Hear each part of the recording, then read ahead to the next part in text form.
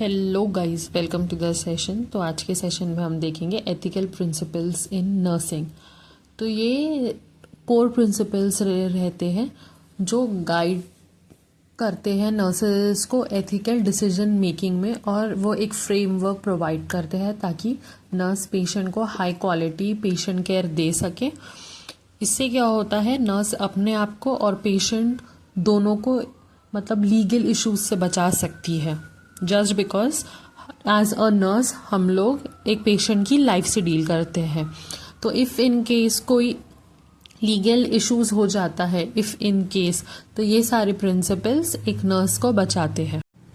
तो first principle है autonomy. इसका मतलब है patient's right to self determination. मतलब as a patient the person has the right either to choose the treatment or to refuse the treatment. While choosing the treatment, we should explain all the possibilities of the treatment and the steps of the treatment, and then उसके बाद वो decide कर सकता है whether to go for the treatment or not to go for the treatment. Next principle is beneficence. इसका मतलब है कि ऐसे एक्ट करना जिससे पेशेंट को बेनिफिट हो और आप उसकी गुडनेस को प्रमोट कर सके। ये जो एक्शंस रहते हैं वो पेशेंट के बेस्ट इंटरेस्ट में रहते हैं, as per the interest of the patient. तो एक नर्स अपना नर्सिंग नॉलेज और पेशेंट क्या डिमांड करता है वो दोनों को कोलैबोरेट करके फिर पेशेंट को डिजायर जो भी और रिक्वायर्ड नीड्स रहती है वो प्रोवाइड करती है।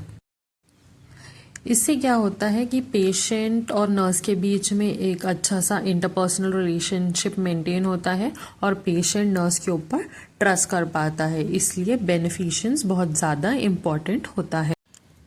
Next is non maleficence. इसका मतलब है डूइंग नो हार्म। तो एज अ नर्स हमारी ये ड्यूटी रहती है कि पेशेंट को हम हार्म ना पहुंचाए और जो भी फर्दर हार्म होने के चांसेस है उसको भी प्रिवेंट करें। बिकॉज अगर हार्म होता है तो पेशेंट का जो इकोनॉमिकल स्टेटस रहता है वो भी डिस्टर्ब होता है, और वो जो एक्चुअल प्रॉब्लम के लिए आया होता है सल्यूशन देने के लिए वो तो रह ही जाती है, प्लस एड ऑन कोई और प्रॉब्लम हो जाती है। इसलिए non maleficent is very important. Next हम देखेंगे जस्टिस। जस्टिस का मतलब है कि पेशेंट को ट्रीट करना फेयरली और पार्शियल नहीं होना या फेवरेटिज्म नहीं करना। कौन से फैक्टर्स पे फेवरेटिज्म मोस्ट प्रोबेबली होता है, जैसे एथनिसिटी, उसके बाद एज और इकोनॉमिक स्टेटस। जैसे इकोनॉमिक स्टेटस में अगर रिच है तो उसको ज़्यादा केयर देंगे, या पुअर है तो उसको कम देंगे। एथनिसिटी लाइक अगर अपने एथनिक ग्रुप से आते हैं तो उसको ज़्यादा फेवर करेंगे। This is all wrong. Justice means as a patient आपको no matter what ever caste, creed, ethnic group या economic status the person belong, आपको या जो भी जेंडर का है, आपको ये सारी चीज़ें अलग रख के उसको फेयर ट्रीटमेंट देना है। Next principle is your fidelity. Fidelity का मतलब है कि फेथफुल रहना और लॉयल रहना पेशेंट्स के साथ। जो भी आप प्रोमिसेस और कमिटमेंट्स कर रहे हो वो फुलफिल करना है। लाइक एग्जाम्पल, पेशेंट ने नर्स कॉल बेल बजाया और आपने अगर उसको बोला है कि आप हाफ एन आवर के बाद जाके पेशेंट को विजिट करोगे, so make sure after half an hour आप जाके पेशेंट को कन्फ्रंट करते हो, कंसोल करते हो। If in case half an hour में नहीं हो जाता है तो आप 45 मिनट्स के बाद जाइए, 1 आवर के बाद जाइए, लेकिन make sure whatever promises you are providing to the patient it is getting. Then next is veracity, truthfulness. तो आपको एज अ नर्स ट्रूथफुल रहना है अपने पेशेंट्स के साथ, आपके हेल्थ केयर टीम मेंबर्स के साथ और डॉक्यूमेंटेशन के साथ।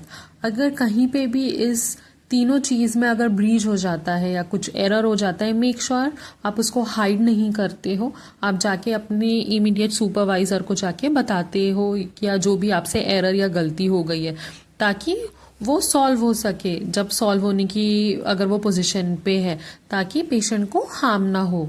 सो आपको ट्रूथफुल रहना अपने पेशेंट्स के साथ। वो जो भी बोलते हैं, जो भी केयर देते हैं, आपको ट्रूथफुली उनको प्रोवाइड करना है। हेल्थ केयर टीम मेंबर्स के साथ भी एज अ टीम आपको वर्क करना है, और डॉक्यूमेंटेशन के साथ भी आपको ट्रूथफुल रहना। अपने जो भी वर्क एज अ नर्स किया है, जो भी रिस्पॉन्सिबिलिटीज या ड्यूटीज़ या वर्क किया है, वो अगर आपने किया है सो डॉक्यूमेंटेड। कोई भी ऐसे एक्शन जो आपने नहीं किया आप वो डॉक्यूमेंट नहीं कर सकते हो। Next is advocacy.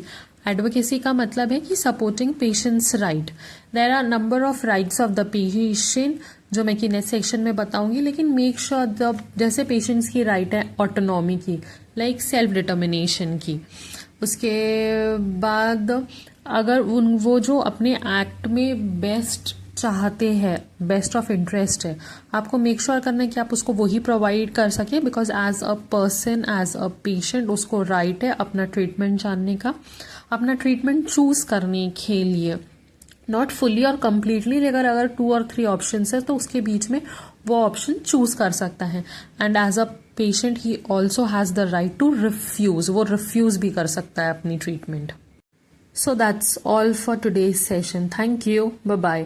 If any queries या कोई भी डाउट वगैरह है, आप चैट बॉक्स में कमेंट करके पूछ सकते हो. Thank you so much.